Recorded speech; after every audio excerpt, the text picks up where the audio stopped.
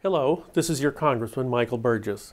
Yesterday, the House of Representatives voted on the Department of Defense Appropriations Act, which will fund the Department of Defense through the end of the fiscal year, September 30th. The funding for our troops passed the House, and I supported this important piece of legislation. Ensuring that those who are defending our freedom have the resources they need is a top priority, and this legislation should have been addressed well before now. We are currently involved in 3 wars, and not ensuring that our troops receive this funding is irresponsible. We cannot put our brave men and women in harm's way while wondering if their loved ones back home will receive the financial side of their obligation.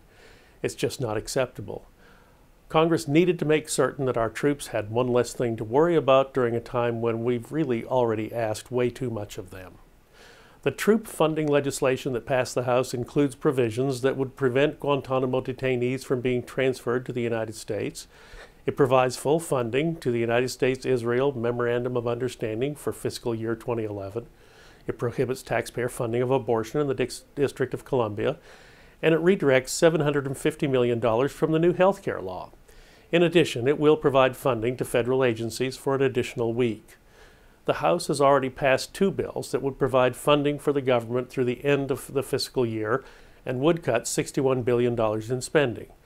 While our nation is engaged in combat, it is vital that we ensure that our brave men and women and their families receive a paycheck on time and that they have the resources they need.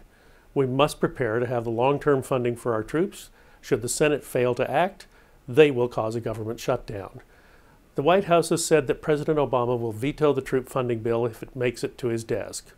I urge the President to reconsider his decision and support our troops and their families and the nation by signing this important piece of legislation into law.